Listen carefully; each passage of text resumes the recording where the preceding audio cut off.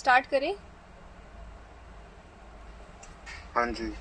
हमने यूनिट 15 कल स्टार्ट किया था पढ़ना, जिसमें हमने फूड प्रिजर्वेशन, ये मैंने इंट्रो बता दिया था कि लाइक फूड प्रिजर्वेशन मतलब क्या होता है और हमें कैसे उसे प्रिजर्व करना है कि हम उसकी न्यूट्रिशन बेनिफिट्स को मैक्सिमम यूज कर सके। ठीक है, तो सबसे पहले अगर बात आती है तो यहाँ हम पढ़ेंगे अबाउट किसके बारे में, अबाउट पढ़ेंगे हम उसका इंट्रोडक्शन। तो कल मैंने इंट्रोडक्शन भी कवर किया था, एम्स कवर किया था, प्रिंसिपल्स भी कवर किए थे, बेसिक प्रिंसिपल्स पढ़ा था। फिर हम 2 मेथड्स यूज, मतलब हम क्या 2 मेथड यूज करेंगे किसके लिए, डिले करने के लिए डिकम्पोजिशन को या प्रिवेंट करने के लिए। तो पहली मेथड पढ़ी थी बैक्टीरियोस्टैटिक।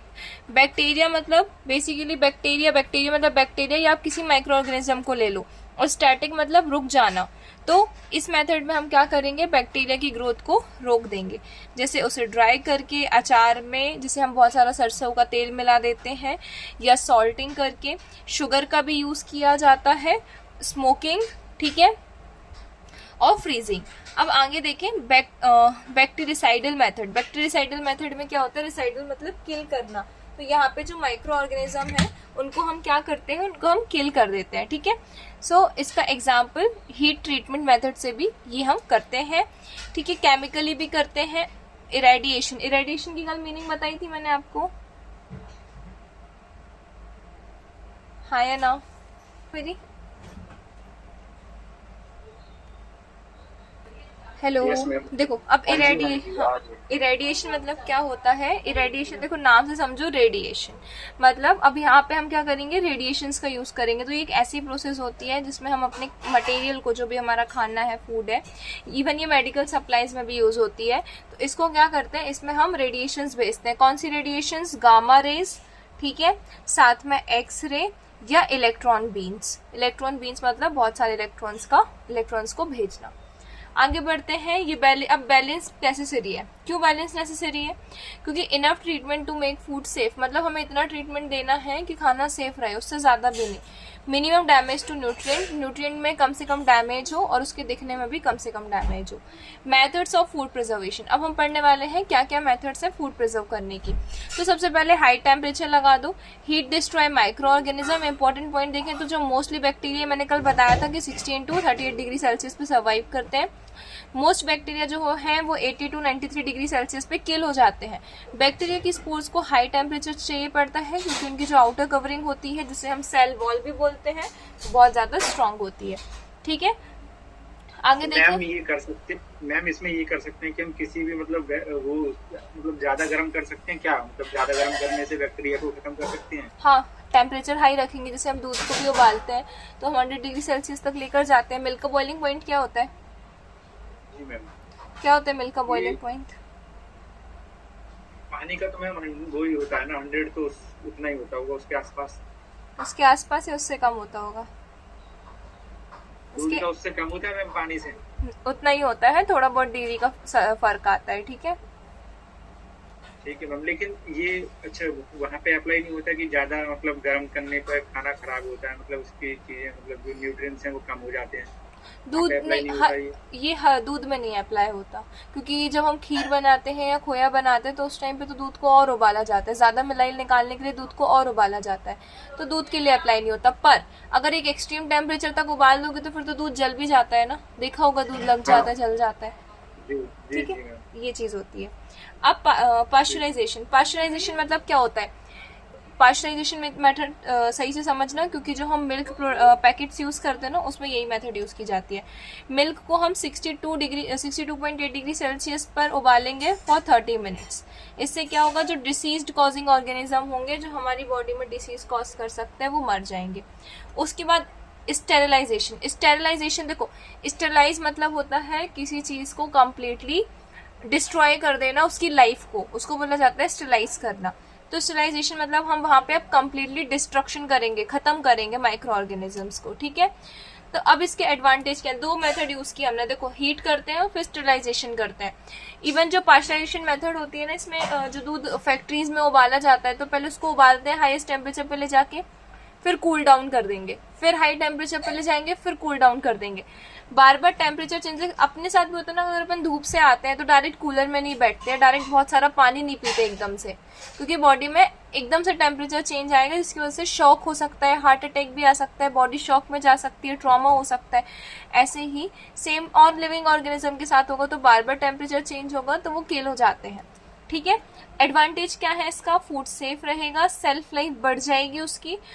देखो फटा जो दूध वो होता है ना जिसको हम उबाले नहीं, उसको रखो, और दूध उबले वाले दूध को रखो, ज्यादा उबला वाला दूध चलेगा, है ना, क्योंकि सेल्फ लाइफ बढ़ गई है, उसमें जो बैक्टीरिया थे वो मर गए हैं, तो उसको खराब करने वाला कोई है नहीं अभी। डिसएडवांटेज क्या है, अगर एक्सेस हीट दे दिया तो यहाँ पे न्यूट्रिएंट डिस्ट्रॉय हो सकते हैं, जो कि पुष्पेंद्र आपका क्वेश्चन था। एक टेम्परेचर से ज्यादा हीट दोगे तो न्यूट्रिएंट डिस्ट्रॉय हो जाएंगे। ठीक है, may affect colour and flavour, colour और फ्लेवर भी उसका अफेक्ट हो जाता है। दूध बहुत ज्यादा गर्म हो जाता है तो देखा होगा येलो टाइप्स का कलर आ जाता है उसमें, क्रीमी जैसा, है ना। फिर लो टेम्परेचर की बात करते हैं, तो कोल्ड जो है उसकी वजह से भी माइक्रो ऑर्गेनिज्म की जो ग्रोथ है वो कम हो जाती है। इसकी मेथड क्या है, रेफ्रिजरेटर में रख दो या फ्रीजर में रख दो। इंपॉर्टेंट पॉइंट्स यहाँ क्या देखना है कि cold does not kill all micro organism, मारता नहीं है वो, उसको बस जमा देता है। देखो मैं यहाँ से एक चीज बता रही हूँ, तो आप लोगों को ये पता होगा कि एंटार्क्टिका और आर्कटिका में ह्यूमंस की एक्टिविटी अलाउ नहीं है, साउथ पोल में ज्यादातर। पता है ना ये एंटार्क्टिका और आर्कटिका क्या है, पोल्स है हमारी अर्थ के, जहाँ पे बर्फ ही बर्फ है, बर्फ कभी पिघलती नहीं है वहां की। सुना है कि नहीं? हाँ जी। तो होता क्या है ना, यहाँ पे ह्यूमंस की एक्टिविटी अलाउ होने के 2-3 रीजन है। एक तो हमारी इकोलॉजी डिस्टर्ब होगी, ठीक है, पॉल्यूशन बढ़ेगा और ये सारी चीजें होंगी, ठीक है। पर एक और रीजन है कि अगर यहाँ पे ह्यूमन ने इन्वेड किया ना, तो बहुत सारे माइक्रो ऑर्गेनिज्म जैसे वायरस, बैक्टीरिया, ये बर्फ के अंदर की लेयर्स में जम चुके हैं, ठीक है। वो क्यों नहीं निकल, वो बाहर आ सकते हैं। हाँ, मतलब उसके पीछे बहुत सारे ऐसे वायरस हैं जो उसके अंदर मतलब बोल रहे हैं कि वो बाहर आ सकते हैं, बाहर आ सकते हैं। और इवन ये जो ग्लोबल वार्मिंग चल रही है इसकी वजह से बर्फ पिघल रहे हैं ना, तो इसकी वजह से ये भी एक रीजन हो सकता है कि ह्यूमंस की जो सभ्यता है वो खत्म हो जाएगी। उसका रीजन एक ये भी हो सकता है कि कोई एपिडेमिक आ जाए, ठीक है। खैर ये तो अलग बात है कि, पर ये वाली चीज जो है ना, जो मैं समझाना चाह रही थी यहाँ से, कि बैक्टीरिया जो है वो जमे हुए हैं। तो फिर एक चीज ये आती है कि वहां अगर हम एनिमल्स देखेंगे ना, जब किसी एनिमल का डेड बॉडी मिलती है तो वो पूरी जमी मिलती है, एग्जैक्ट वैसी मिलती है जैसे बहुत पहले थी। इवन उन्होंने जो उस टाइम पे खाना खाया होगा ना, वो भी उनके स्टमक में मिलता है। क्यों? क्योंकि वहां पे उसको खाने के लिए बैक्टीरिया और जो डिकम्पोजर्स थे वो ग्रोथ ही नहीं कर पाए, इतना ज्यादा टेम्परेचर था, तो बॉडी प्रिजर्व हो गई, वैसी की वैसी थी। सेम चीज बैक्टीरिया वायरस के साथ होती है, पर इनमें डिफरेंस क्या होता है, बैक्टीरिया या जो वायरस है ये सिंगल सेल्ड है, सिर्फ एक सेल है। तो यहाँ पर क्या होगा, इनके जो जीन्स होते हैं, डीएनए वगैरह होता है, ये क्या होता है कुछ टाइम के लिए, वैसे इसमें तो आरएनए होते हैं, तो ये कुछ टाइम के लिए क्या होता है, इनएक्टिव हो जाते हैं। या ये इस कंडीशन, जैसे पोलर बियर होता है ना 6 महीने के लिए सो जाता है, तो इस टाइप से इनकी कंडीशन भी होती है कि जब तक इनको फेवरेबल कंडीशन नहीं मिलेगी तो ये तब तक वो इनएक्टिव स्टेट में रहेंगे। तो ये जैसे इनको फेवरेबल कंडीशन मिलेगी एक्टिव हो सकते हैं, ऐसा साइंटिस्ट ने प्रेडिक्ट किया है। तो एक रीजन ये भी है, ठीक है। तो इसलिए बनती है सोल्जर्स की मैम, हिमालय में कितने 15 साल पुरानी मिली थी, कुछ साल पहले इंडिया की ही थे वो। हाँ, सुना था मैंने, उनकी वैसी बॉडी प्रिजर्व थी बिल्कुल। ये इसी वजह से होता है, ठीक है। Cold does not kill all microorganism, ये वही बात बोली जो मैंने बताया। फ्रोजन फूड जो है, अगर हम फूड को फ्रोज कर देंगे तो स्पॉइल रैपिडली आफ्टर थॉइंग। देखो जैसे ही वापस से क्या होगा, देखो हमने फूड को प्रिजर्व कर दिया, इसका बेस्ट एग्जाम्पल क्या है, मटर को रख देते हैं ना फ्रिज में, फ्रीजर में रखते हैं बेसिकली, ठीक है। और आजकल तो जैसे डीमार्ट वगैरह जाओगे ना तो वहां मिलते भी हैं रखे हुए फ्रोजन चीजें, समोसा वगैरह आने लगे हैं फ्रोजन, है ना, निकाल के तल लो। तो टॉइंग यहाँ पे फिर हम क्या करेंगे, अब देखो जैसे ही हमने इनको फ्रीजर से निकाला, इनका टेम्परेचर चेंज होगा, तो अगर उनको रैपिडली यूज नहीं किया तो वहां पे वो बहुत जल्दी खराब हो सकते हैं, ठीक है। सबसे बेकार खाना होता है जो वैसे आते हैं, जो तल्लू मतलब लाते हैं, पापड़ भी आते हैं ना, तो हाँ बहुत सारी चीजें आती हैं, पराठे सब आने लगे, सबसे बेकार होते हैं वो खाने की। हाँ देखो बेसिकली खाना वो अच्छा जो फ्रेश हो देखा जाए, पर जहाँ पे अवेलेबल नहीं है वहाँ यही चीजें यूज करनी पड़ती है, कोई ऑप्शन नहीं है। आगे बढ़ते हैं एडवांटेजेस पे। तो प्रिजर्व फ्रेशनेस, अब एडवांटेज क्या है, रख लेंगे तो फ्रेशनेस बनी रहेगी और स्पॉइलेज कम हो जाएगा, खत्म नहीं, रिड्यूस हो जाएगा। अब ड्राइंग की बात करें, चीजों को सुखा दिया तो removal of water, prevent bacterial growth. देखो मोस्टली बैक्टीरिया वगैरह को क्या चाहिए पड़ता है, मोस्टली माइक्रो ऑर्गेनिज्म को क्या चाहिए, नमी मतलब ह्यूमिडिटी मतलब पानी मौजूद होना चाहिए, और अच्छा टेम्परेचर चाहिए, मतलब न ज्यादा गर्मी न ज्यादा ठंडी, ठीक है, ये चाहिए। तो इसमें क्या होता है, removal of water prevent bacterial growth. अब जैसे ही हमने पानी निकाल दिया तो वहां से मॉइस्चर तो खत्म हो गया, तो जिसकी वजह से क्या होगा, बैक्टीरिया की ग्रोथ नहीं हो पाएगी। इसका एग्जाम्पल है पापड़, चिप्स, चिलीज, हम लाल मिर्ची को भी सुखा लेते हैं ना, तो चिलीज। उसके बाद रॉ मैंगो पाउडर, आमचूरन सुना होगा, खाया भी होगा बचपन में, वो 1 के 4 वाले पैकेट आते थे, अब तो वो शायद 1 रुपए का 1 आता है ना। इंपॉर्टेंट पॉइंट्स देखें तो bacteria and east need more water, जो बैक्टीरिया और ईस्ट होता है इन्हें ज्यादा से ज्यादा पानी चाहिए एज कम्पेयर टू मोल्ड्स। जो फंगस होती है ना, इसको बस हमारे एटमोस्फेयर में नमी चाहिए होती है, मतलब अगर वेपर के फॉर्म में भी पानी होगा तो ये ग्रोथ में ग्रो हो जाएगी, पर ये चीज बैक्टीरिया ईस्ट के साथ नहीं होता, इन्हें थोड़ा ज्यादा पानी चाहिए। आगे देखें तो ड्राइड फूड मे स्टिल कंटेन माइक्रो ऑर्गेनिज्म, हो सकते हैं ना माइक्रो ऑर्गेनिज्म, मॉइस्चर अगर वहां पे ऐड कर दिया जाए तो वहां पे वो चीज खराब हो सकती है। एडवांटेज क्या है, सस्ता और सिंपल, क्योंकि ये बहुत सस्ता तरीका है। अगर हम पापड़ बना रहे हैं तो हमें किसी की कोई सोर्स नहीं लेना, ना गैस चाहिए ना कुछ चाहिए, बस धूप में रख देना है ना। सुटेबल फॉर होम प्रिजर्वेशन, और हम अपने घर पे भी प्रिजर्व कर सकते हैं। एसिड्स की बात करते हैं तो एसिड जो है ये इनहिबिट करता है, रोकता है माइक्रो ऑर्गेनिज्म की ग्रोथ को। इसका एग्जांपल देखें तो विनेगर, ये एसिटिक एसिड नाम का एक सॉल्यूशन होता है, सॉरी एसिड होता है, उसका कुछ % निकालकर पानी में मिलाया जाता है जिससे विनेगर बनता है, ठीक है। ये केक वगैरह में भी इंक्लूड किया जाता है, सुना होगा। फिर सिट्रिक एसिड, जितने भी खट्टे फ्रूट्स है उसमें सिट्रिक एसिड मिलेगा। लाइम जूस जैसे नींबू। फर्मेंटेड फूड लाइक कर्ड, अब फर्मेंटेड फूड मतलब जो सड़ा, बेसिकली हमने किसी को फर्मेंट किया, सड़ाया हुआ है, तो दूध के साथ भी यही चीज होती है। क्यों खट्टी खट्टी स्मेल आती है दही में, अगर ओरिजिनल दही खाओगे ना गाय का या भैंस का जो घर पे बनाया होगा, वो खट्टा खट्टा ही होता है, मीठा नहीं होता, ठीक है। उसका रीजन ये है कि वो फर्मेंट होता है, फर्मेंट जो होता है वो खट्टा हो जाता है, क्योंकि वहां पे एसिडिक टच आ जाता है, और एसिड कैसा होता है, खट्टा होता है, ठीक है। इंपॉर्टेंट पॉइंट समझो, एसिड और हीट जब साथ में मिलती है तो वहां पर ज्यादा प्रिजर्वेशन देखा जाता है। आगे अब शुगर और सॉल्ट की बात करें, अगर हमने इनको बहुत ज्यादा कंसंट्रेशन में मिला दिया तो क्या होगा, they remove water from microbial cells. देखो जो शुगर और जो सॉल्ट होता है ना, इन दोनों में प्रॉपर्टी होती है पानी को सोख लेने की। देखो शुगर का तो एग्जाम्पल नहीं, पर सॉल्ट का बहुत अच्छा एग्जाम्पल ले सकते हो। पानी में कितने अच्छे से घुल जाता है सॉल्ट, घुल जाता है ना। इवन जब हम केक वगैरह बेक करते हैं तो नीचे पानी नहीं सॉल्ट रख देते हैं, अगर देखा हो कभी बेक करते या किया हो तो नमक रखा जाता है। नमक में बहुत अच्छी प्रॉपर्टी होती है मॉइस्चर सोक करने की, ठीक है। तो और यही पानी को जब हम वापस से इवेपोरेट करेंगे तो पानी उड़ जाएगा और नीचे नमक बच जाएगा। तो क्या होता है, ये वाटर को रिमूव कर लेते हैं उस खाने के सब्सटेंसेस को, जिसकी वजह से क्या होता है, जो माइक्रोबियल सेल्स हैं इसमें। अच्छा ऑस्मोसिस क्या होता है, देखो एक चीज समझो, एक होता है डिफ्यूजन, एक होता है ऑस्मोसिस।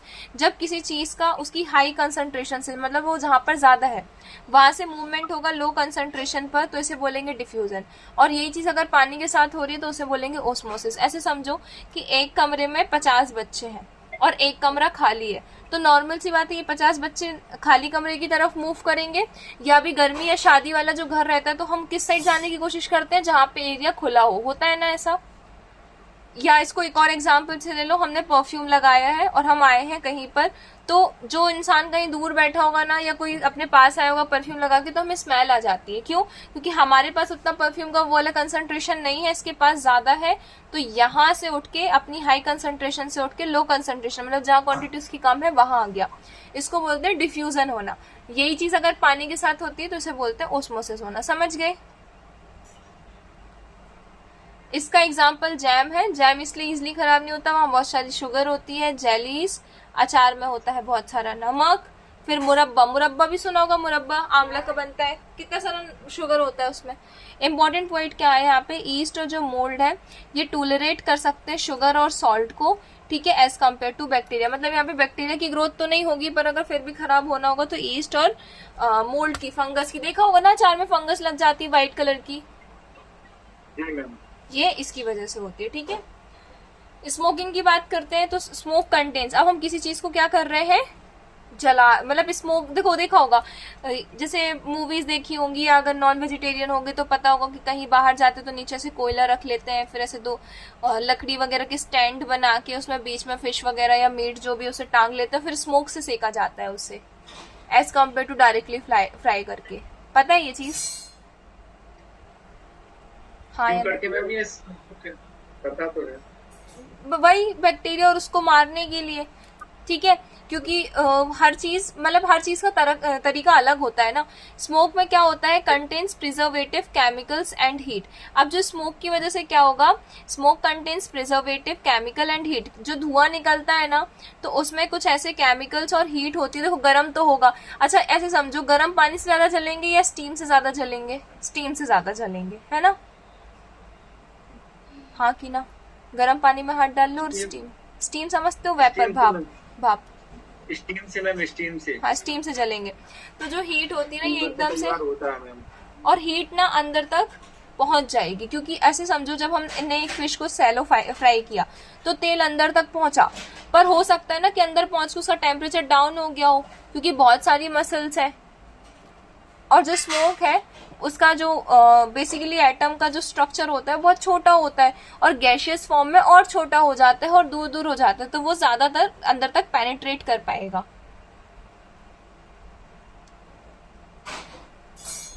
ठीक है, तो फिर यहाँ पे स्मोक किया जाता है किसके लिए, फिश के लिए, मीट के लिए। अब इसका इफेक्ट क्या है, ऑर्गेनिज्म किल हो जाएगा और जो फूड है वो सूख जाएगा, ड्राई अप हो जाएगा। ठीक है, उसके बाद एयर कंट्रोल की बात करें तो अब हम क्या करेंगे, कुछ चीजों में से हवा निकाल लेंगे या एयर टाइट चीजों में रखेंगे। अब उसका रीजन पढ़ेंगे। तो some microorganism require oxygen, ठीक है, एरोब्स, जिन्हें ऑक्सीजन चाहिए पड़ती है वो एरोबिक कहलाते हैं, और जिन्हें ऑक्सीजन नहीं चाहिए पड़ती है वो एनारोबिक कहलाते हैं। हम कौन है, एरोबिक या एनारोबिक? कौन है हम? मैम एरोबिक में होता है बेसिकली ग्लाइकोलाइसिस प्रोसेस बॉडी में। ग्लाइकोलाइसिस प्रोसेस एरोबिक रेस्पिरेशन में होता है। ठीक है, यस मैम, एग्जैक्टली वही चीज बता रहा हूँ। हाँ, तो जो एरोबिक रेस्पिरेशन होती है उसमें होता है क्या, देखो एरोबिक मतलब होता है, रेस्पिरेशन छोड़ो अभी, एरोबिक ऑर्गेनिज्म वो होते हैं जिन्हें अपनी बॉडी में एनर्जी यूटिलाइज करने के लिए ऑक्सीजन चाहिए, और एनारोबिक वो होते हैं जिन्हें ऑक्सीजन नहीं चाहिए। हम बिना ऑक्सीजन के सर्वाइव नहीं कर सकते, इसलिए हम कौन से ऑर्गेनिज्म है, एरोबिक ऑर्गेनिज्म है। पर बैक्टीरिया जो है, कुछ बैक्टीरिया भी है, ईस्ट भी है, मतलब और कुछ फंगस भी है जो बिना ऑक्सीजन के सर्वाइव कर जाती है, तो वो कहलाते हैं कौन से ऑर्गेनिज्म, एनारोबिक ऑर्गेनिज्म। तो अब अगर जिन ऑर्गेनिज्म को ऑक्सीजन चाहिए वो कहलाएंगे एरोबिक। ठीक है, जो कि क्या करेंगे, remove air prevents their growth. वो क्या करेंगे, एयर को मतलब हवा को हटा लेंगे, वहां से हट जाएगी, जिसकी वजह से उनकी ग्रोथ जो है वो रुक जाएगी। इसका एग्जांपल ले लो, वैक्स कोटिंग ऑफ चीज। जो चीज होती है उसमें वैक्स की कोटिंग कर दी जाती है। वैक्स मतलब, वैक्स पता है क्या होता है, शहद को वैक्स बोलते हैं। ठीक है, और फिर एयर टाइट पैकेजिंग कर दी जाती है। आगे एक चीज और पता है, जो हम कुरकुरे या चिप्स खाते हैं, या अभी चलो नहीं भी खाते हो तो खोले तो होंगे पैकेट कभी, उसमें अंदर एयर भरी होती है। कौन सी एयर होती है वो पता है? 10th क्लास का टॉपिक है ये। कौन सी एयर होती है उसमें? भरी होती है उसमें, नाइट्रोजन एयर होती है। नाइट्रोजन रेंसिडिटी प्रिवेंट करती है। रेंसिडिटी मतलब खाने का सड़ना, ठीक है, क्योंकि ऑक्सीजन को डिस्प्लेस कर देती है।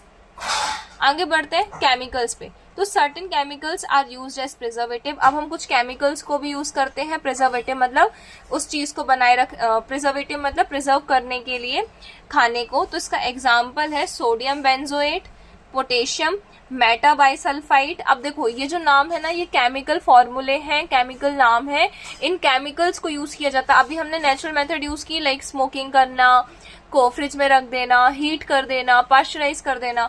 अभी हम केमिकल मेथड देख रहे हैं कि उसमें केमिकल मिला दिया। ठीक है, तो sodium benzoate, potassium metabisulphite, sorbic acids, ये कुछ केमिकल्स हैं। ये जैम्स में यूज किए जाते हैं, स्क्वैशेस। जब ये जो जैम्स वगैरह आते हैं ना मार्केट में, इनके इंग्रेडिएंट्स देखना, इसमें सोडियम बेंजोएट दिखता है, प्रोमिनेंट होता है ये, बहुत सी चीजों में दिखता है सोडियम बेंजोएट। ठीक है, स्क्वैशेस। अच्छा, स्क्वैशेस मतलब क्या होता है?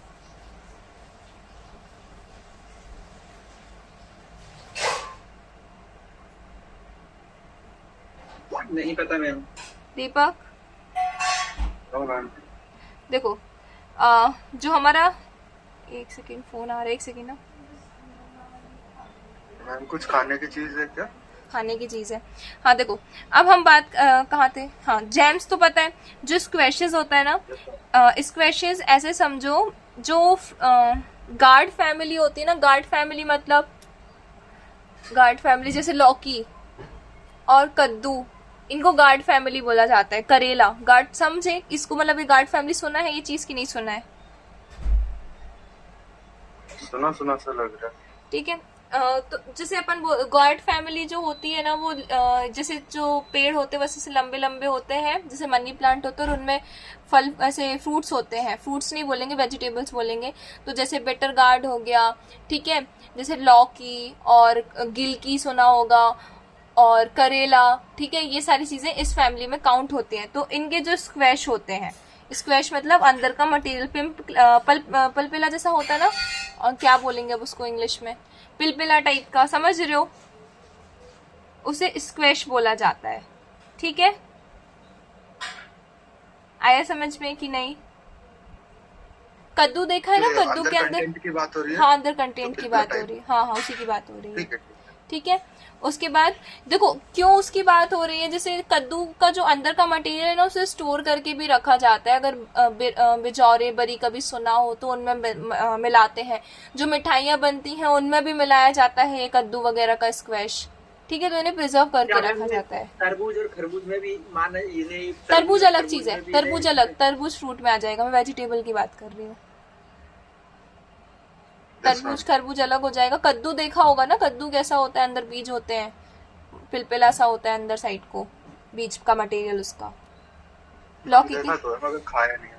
नहीं, ये अपन को पता नहीं चलता। देखा होगा कद्दू के सीड्स होते हैं मिठाइयों में, कद्दू के सीड्स लगे होते हैं, ध्यान देखा है ना, उसमें स्क्वैशेस भी मिलाए जाते हैं कद्दू के। ठीक है, कद्दू मीठा होता है ना, होता है कि नहीं? कद्दू मीठा मिलाया जाता है। ठीक है, आगे देखिए, जो लौकी का हलवा बनता है उसमें भी ये चीज होती है। एक चीज पूछ रही थी मैम, इसके स्वीट्स के क्या नाम है, कद्दू के? स्वीट्स के या सीड्स के? मेनली स्वीट्स में पूछ रहा था कि किन किन स्वीट्स में इसको डाला जाता है देखो खाने को। बेसिकली मुझे सिर्फ काजू कतली सीट नाम पता है मिठाई का। बाकी मैंने मिठाई बहुत सारी टेस्ट की है, मैं मिठाइयों के पर्सनली नाम नहीं जानती, पर बहुत सारी मिठाइयों में मिल जाएगा। जैसे देखो अभी मैं आपको गूगल पे दिखाती हूँ। ठीक है, pumpkin seeds and sweets. Ma'am कद्दू ही दिखा दो। कद्दू नहीं देखा? पंपकिन सीड्स तो डायरेक्ट मैंने खाया है, काफी सारा मिक्सचर टाइप्स होता है, काफी सारे। दिखाती हूँ पंपकिन, रुको पुष्पेंद्र। हलवा वगैरह में भी डलता है, देखो ऐसा होता है सीड। अब ये जो भी मिठाई बोलते हो इनको, मुझे मिठाइयों के नाम नहीं पता, मैंने मिठाई खाई बहुत सारी है पर I don't know the name. अभी हम मिठाई नहीं आ रही। एक वाइट कलर की मिठाई भी आती है, खोवा वगैरह से बनती है, उसमें भी डलते हैं। बिस्किट्स में भी, बिस्किट्स में देखी होंगे, इसमें इस बिस्कुट को क्या बोलते हैं? नान खटाई बोलते हैं ना इसको, नान खटाई। हाँ, इनमें भी डलते हैं। ठीक है, ये देखो ये आने लग गया, ये सीड्स वगैरह डलते हैं इनमें। ठीक है, और कद्दू देख रहा था ना, पंपकिन कैसे दिखता है, ये है पंपकिन। इसका ये बीच वाला पार्ट बोल रही हूँ मैं, समझ गए? हाँ समझ। ठीक है, आगे बढ़ते हैं। फिर सॉसेस, वही जो सॉस बनाते हैं। अब प्रिकॉशंस क्या लेना है? Excess chemicals can be harmful, ज्यादा केमिकल मिलाएंगे तो वो हार्मफुल हो सकता है। अब आगे देखें रेडिएशन के बारे में। अब रेडिएशन पे आ रहे हैं, अलग अलग मेथड्स पढ़ रहे हैं, अब रेडिएशन पर आ गए। ठीक है, रेडिएशन से माइक्रो ऑर्गेनिज्म मर जाते हैं, जैसे X rays, UV rays, microwaves, ionisation radiation, ये अलग अलग रेडिएशंस के नाम है। पर किसके अंडर होना चाहिए? रिसर्च और लिमिटेड यूज होना चाहिए। क्योंकि देखो चलो एक एग्जांपल ले लो, बाकी सब तो ठीक है। यूवी रे सुना होगा ना, इसकी वजह से बॉडी में, स्किन में कैंसर हो जाता है। क्यों हम सनस्क्रीन लगा के बाहर जा रहे हैं? क्यों ओजोन लेयर के डिप्लीट होने की वजह से यूवी रे अंदर आ रही? बहुत सुना होगा यूवी रे के बारे में। स्टिल ये हमारे खाने वगैरह के लिए यूज होती है। इवन बहुत अच्छा उसमें सुना होगा ना, फोन में जो कर्व्ड डिस्प्ले वाले फोन होते हैं उसमें जब हम टेम्पर डालते हैं तो यूवी रेज लगाई जाती है उसमें, ब्लू कलर की, है ना? हाँ मैम, वो कर्व डिस्प्ले में यूज होता है। हाँ, टेम्पर डलवाते तब ये चीज होती है। अंदर को जो वो फ्लूइड डालते हैं, फ्लूइड डालने के बाद फिर ग्लू लगाते हैं, वो ग्लू पे डाली जाती है। हाँ हाँ, वो जो फ्लूइड रहता है वो ग्लो होती है। तो होता क्या है ना, ये जो हम डाल रहे हैं मतलब देखो ये चीज खराब है क्योंकि अगर ये डायरेक्टली हमारी बॉडी पर आई तो हार्म हो सकता है, कैंसर जैसी चीजें आ सकती हैं, देखने मिल सकती हैं। तो इसलिए इन्हें अंडर रिसर्च और लिमिटेड यूज में रखा गया है। होम स्केल फूड प्रिजर्वेटिव देख रहे हैं, अब हम घर वाली चीजों पर आ गए। तो प्रिजर्वेशन बाय ड्राइंग, सुखा लो। Foods are dried in sunlight, कुछ चीजें सनलाइट में सूख जाती हैं, इमली वगैरह सुखाते हैं, आम सुखाते हैं। सॉरी हम्म। मैम, ये यूवी रेस जिससे प्रिजर्वेटिव फूड होता है, ये जिसकी बात होती है, भाई इन फूड्स के एग्जांपल क्या है? जहाँ पे यूवी रेज यूज की जाती है ना। जी स्पेसिफिक। देखो अगर हम यूवी रेज देखें तो इसका एग्जाम्पल मैं दे सकती हूँ। जैसे अगर इसको देखो अच्छे, इसको बेस्ट एग्जांपल से ऐसे समझ सकते हैं, हमारे पास पानी है, ठीक है, तो पानी जो रखा है ना उसको स्टरलाइज करने के लिए भी, क्योंकि पानी की भी एक सेल्फ लाइफ होती है ना कि कितने दिन तक रखना है। खाने में तो पानी भी काउंट हो रहा है, तो पानी को भी डिसइंफेक्ट करने के लिए यूवी रेज यूज की जाती है। तो एक एग्जाम्पल तो पानी हो गया, सबसे बेटर एग्जाम्पल है पानी, ठीक है। अब अगर मैं खाने का एग्जाम्पल सोचूं,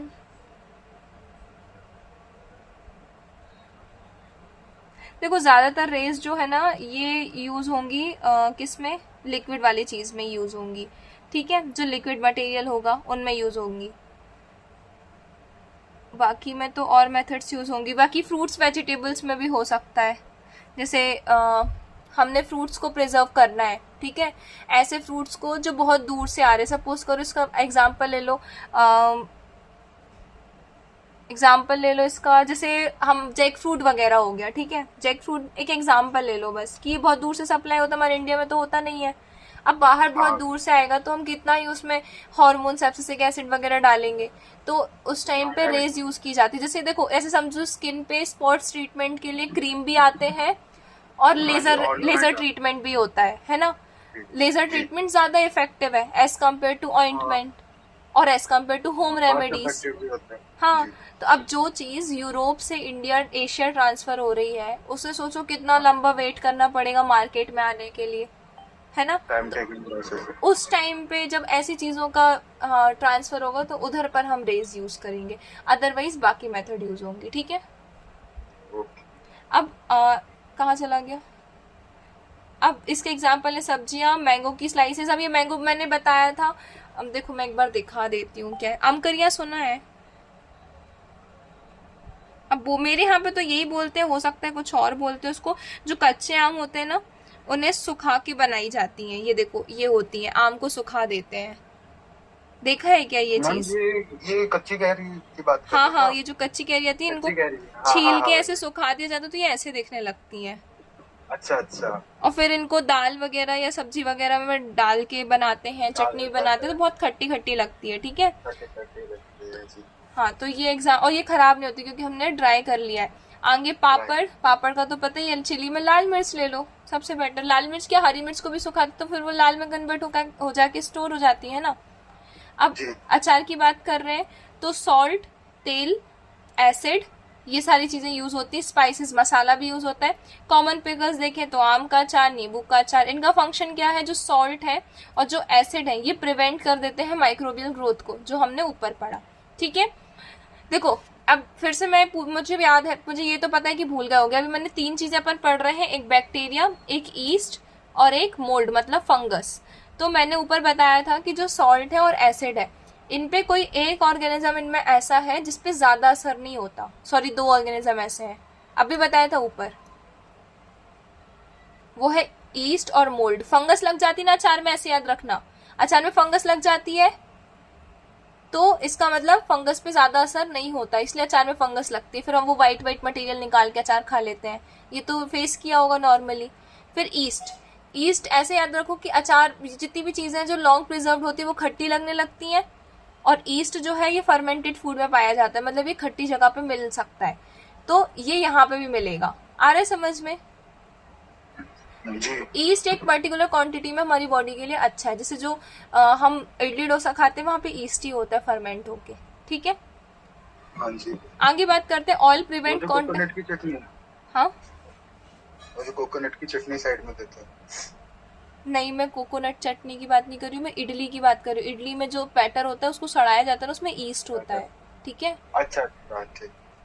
oil prevent contact with air, जो ऑयल है ना वो एक लेयर बना देता। देखो अगर बचपन में ऐसे प्रैक्टिकल किए हो तो हमने एक 2 टेस्ट ट्यूब लिए थे, ठीक है। एक में हमने वो होती है ना नेल होती है जिसको खील बोलते हैं, जिसमें हम चीजें टांग देते हैं, उसको रखा। उस दूसरे में भी उसको रखा। एक में हमने पानी रख के छोड़ दिया तो इसमें कुछ दिन बाद देखा तो जंग लग गई। दूसरे में भी पानी रखा था पर ऊपर तेल डाल दिया था तो दूसरे में जंग नहीं लग पाई, क्योंकि पानी तो था यहाँ पे पर हवा नहीं आ पाई, क्योंकि ऑयल ने क्या किया था, एक लेयर बना ली थी, ठीक है।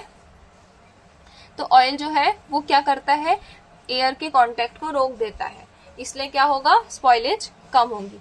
शुगर देखें तो हाई शुगर कंसंट्रेशन की वजह से भी स्पॉइलेज कम हो जाती है। जैसे जेली देखें तो made from fruit juice, fruit juice किस उससे बनाई जाती है। फ्रूट जूस को बढ़िया बहुत सारी शक्कर में बहुत कंटिन्यू फेंटा जाता है, उसके बाद किसी मोल्ड में सांचे में डालकर बनाते हैं। एंड शुगर कैरेक्टरिस्टिक्स देखेंगे इसकी तो ट्रांसपेरेंट, जेली खाई होगी ना, देखो घर की तो नहीं खाई होगी, बाहर की जरूर खाई होगी।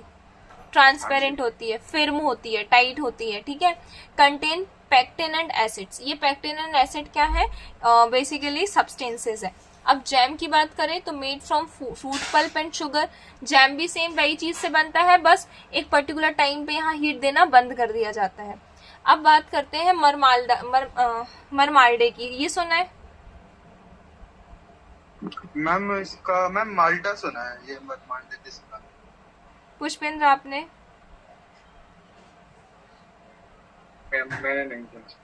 देखो ये ना, ये जो मरमाल्डा होता है मुझे भी नहीं पता था, ये तो मैंने सर्च किया था क्योंकि मुझे भी इसका आइडिया नहीं था।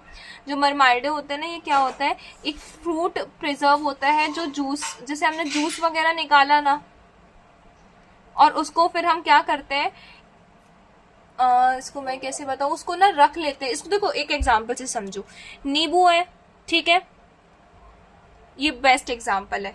ये देखो मैंने ट्राई किया है पर मुझे ये नहीं पता था कि इसका नाम ये होता है। नींबू पता है ना, नींबू का क्या करेंगे, नींबू का पूरा रस निकाल लेंगे, ठीक है, पूरा जूस निकाल लिया। अब इसको क्या करेंगे, इस जूस में बहुत सारी शुगर मिला देंगे। क्या मिला देंगे, शुगर। जूस में शुगर मिलाएंगे तो टाइट हो जाएगा वो मटेरियल, पाउडर जैसा बन जाएगा। कंटिन्यू चाशनी जो है उसको मिलाते जाएंगे तो गाढ़ा हो जाएगा, हाँ या ना, हाँ जी। तो पाउडर फॉर्म में बन जाएगा। फिर उस पाउडर फॉर्म को बढ़िया फ्रिज में स्टोर कर लेंगे। कभी भी नींबू पानी पीने का मन हुआ, एक ग्लास में पानी लिया, उस पाउडर को थोड़ा सा मिला लिया, घोल लिया और नींबू पानी बन गया। समझ में आया? ओके ठीक है, तो ये कहला, इस टाइप से हम फ्रूट्स को निकाल के उनको शुगर के साथ कंसंट्रेट करके फिर कभी ऐसे जूस के फॉर्म में पी सकते हैं। मुरब्बा तो पता ही होगा, है ना, तो whole fruit preserved in heavy sugar syrup. आंवले को क्या किया जाता है, बड़ी अच्छा उबालते हैं, फिर शुगर सिरप में स्टोर कर लेते हैं। केमिकल्स के थ्रू प्रिजर्वेशन देखें तो इसका एग्जांपल है टमेटो सॉस और फ्रूट स्क्वैशेस, जो ऊपर मैंने बताया था। केमिकल्स जो है ये प्रिवेंट करते हैं माइक्रोबियल ग्रोथ को। Maximisation of nutritional benefit at low cost, मतलब अब हम कितने कम से कम पैसों पे न्यूट्रिशनल बेनिफिट ज्यादा ले सकते हैं। तो आगे पढ़ेंगे इनहेंसिंग न्यूट्रिटिव वैल्यू, इसमें क्या क्या चीजें चाहिए। अगर हम लो कॉस्ट पे इन्हें प्रिजर्व कर रहे हैं तो न्यूट्रिटिव वैल्यू बढ़नी ज्यादा से ज्यादा चाहिए। न्यूट्रिएंट लॉस नहीं होना चाहिए कि पता चला इतना ज्यादा बॉयल अप कर दिया कि न्यूट्रिएंट ही खत्म हो गए। और अवॉइड कर दिया फूड वेस्टेज, अवॉइड करना है फूड वेस्टेज को, कि खाना जो है वो वेस्ट भी ना हो। Measures to enhance nutritive value, अब क्या क्या मेजर्स लेने हैं न्यूट्रिटिव वैल्यू को इनहेंस करने के लिए। तो स्प्राउटिंग पता है दोनों को,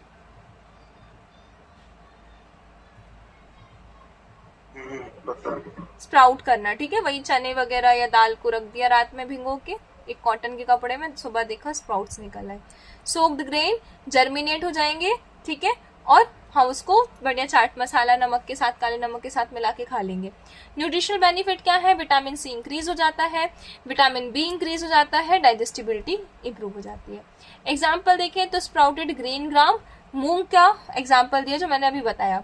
फर्मेंटेशन मतलब आप सड़ा देना, तो माइक्रो ऑर्गेनिज्म जो है वो फूड पे एक्ट करते हैं, जैसे दही, इडली, डोसा, ब्रेड, इनमें माइक्रो ऑर्गेनिज्म रहते हैं, पर ऐसे जो हमारी बॉडी में हार्मफुल नहीं है बल्कि बेनिफिशियल है।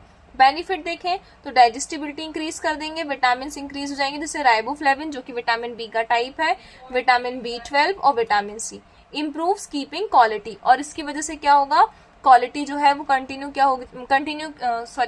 जो है वो क्या हो जाएगी, इम्प्रूव हो जाएगी, ठीक है, या बनी रहेगी। आगे देखिए, मेक न्यूट्रिएंट मोर अवेलेबल, अब न्यूट्रिएंट ज्यादा अवेलेबल हो पाएंगे। फूड कॉम्बिनेशन की बात कर रहे हैं तो carols and pulses together improve protein, बताया था ना, एक में एक प्रोटीन है, दूसरे में दूसरा प्रोटीन है, दोनों को मिला दिया तो प्रॉपर प्रोटीन मिल गया, क्योंकि फ्रूट्स जो वेजिटेबल प्रोडक्ट होते हैं उनमें प्रोटीन की क्वालिटी अच्छी नहीं होती, ठीक है।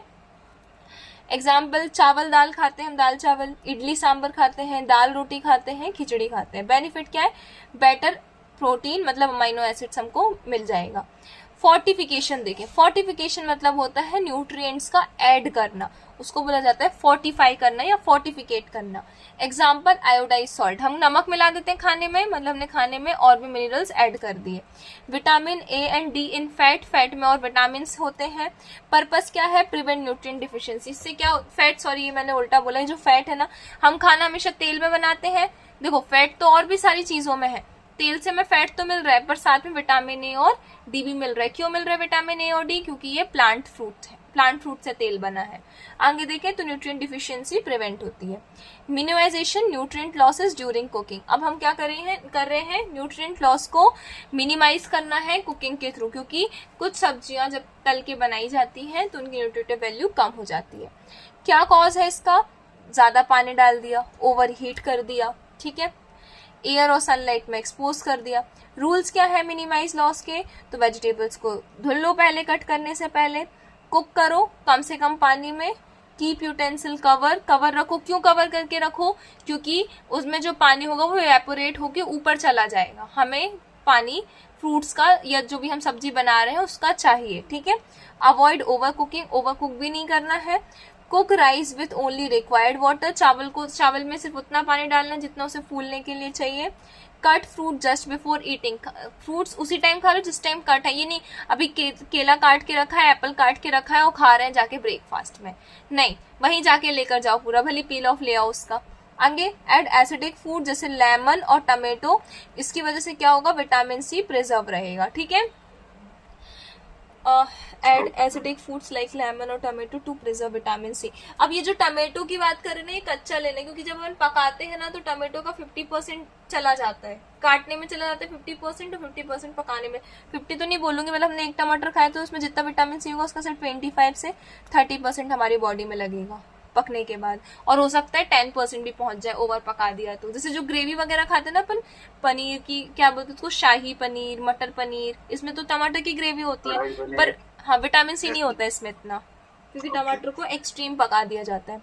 मेजर्स क्या क्या लेने हैं, फूड वेस्टेज अवॉइड करने के, तो फूड वेस्टेज अकर्स जब फूड वेस्टेज सबसे पहले क्या होगा, जब अपन ने फसल काटी तब आधा चला गया, ट्रांसपोर्टेशन में चला गया। ट्रांसपोर्टेशन में क्यों, क्योंकि बहुत दिन तक वो स्टोर है, धूप में आ रहा है, धूप में जा रहा है। स्टोरेज, कुकिंग, सर्विंग, इधर तक आते आते क्या होता है, फूड वेस्टेज हो जाता है। फूड वेस्टेज तो ऑब्वियस सी बात है, हार्वेस्ट किया, इतनी बड़ी बड़ी फसल दिख रही है पर कुछ सामान बस निकला उसमें से। ट्रांसपोर्ट करने में भी पता चला आधा इधर गिर गया, आधा उधर गिर गया, आधा खराब हो गया, वही जो मैंने बताया धूप वगैरह की वजह से, पानी की वजह से। स्टोरेज में आधा चूहे खा गए, आधा खराब हो गया। कुक में चला गया आधा, और आधा सर्विंग में। मेथड्स क्या क्या करना है वेस्टेज को अवॉइड करने के लिए, प्लान मील्स इन एडवांस, पहले से मील एडवांस में प्लान कर लो, जो भी बच गया उसको बना लो। Check stored food before buying, खरीदने से पहले चेक करो, बट ओनली रिक्वायर्ड क्वांटिटी, कितना खरीदना है, जितना चाहिए। रीयूज करना है, जो उसके बाय प्रोडक्ट्स बच गए हैं, जैसे प्याज की जो पत्तियां होती हैं तो प्याज की पत्तियों की भी सब्जी बनती है, पता है ये चीज। मूली की पत्तियों की भी भजिया और सब्जी वगैरह बनती है, जो मूली आती है ना, हाँ जी, ठीक है। तो अब ऐसा नहीं करो कि पत्तियां फेंक दी, उनमें भी बहुत सारे न्यूट्रिटिव वैल्यू हैं तो उसकी सब्जी बना ली, ठीक है। लेफ्ट उन सबको जितना भी बचा है उसको क्रिएटिवली यूज कर लिया। इंपॉर्टेंट टर्म्स देखें तो पास्चराइजेशन मतलब क्या था, हीट को मिल्क को हीट करना, मैं बोल रही हूँ हीट को मिल्क करना, ठीक है, मिल्क को हीट करना 62.8 से 62.8 डिग्री सेल्सियस पे 30 मिनट्स के लिए, फिर स्टेराइल कर देना, completely free from micro organism हो जाएगा। पैक्टिन जो है वो क्या होता है, एक ऐसा सब्सटेंस है जो कि फ्रूट्स में होता है, जो जैम्स और जेलीज को सेट करने में यूज किया जाता है। फर्मेंटेशन मतलब क्या होता है, एक्शन ऑफ माइक्रो ऑर्गेनिज्म और फूड, जब फूड पे कोई माइक्रो ऑर्गेनिज्म एक्ट करता है तो वो चीज़ें सड़ जाती है, जिसे फर्मेंटेशन बोलते हैं। पैलेटेबिलिटी क्या होता है? Ability of food to taste good, मतलब फूड में वो क्षमता जिससे वो अच्छा टेस्ट करे, उसको बोला जाता है पैलेटेबिलिटी। की पॉइंट्स क्या देखने एग्जाम के लिए? Food preservation prevent spoilage and increase shelf life, जो ऊपर पड़ा था, ये गर्म करना, ठंडा करना, सुखाना, शुगर, सॉल्ट, एसिड, ये सब ऐड करने प्रिजर्वेशन मेथड है। स्प्राउट ऑफ फर्मेंटेशन से न्यूट्रिटिव वैल्यू इंक्रीज हो जाती है। दाल और अनाज के मिक्सचर से प्रोटीन की क्वालिटी इंक्रीज होती है। प्रॉपर कुकिंग मेथड जो है ये न्यूट्रिएंट लॉस को प्रिवेंट करती है। Meal planning and proper storage जो है फूड वेस्टेज को क्या करता है? रिड्यूस करता है। ये हमारा हो गया यूनिट 15 कंप्लीट। कोई डाउट?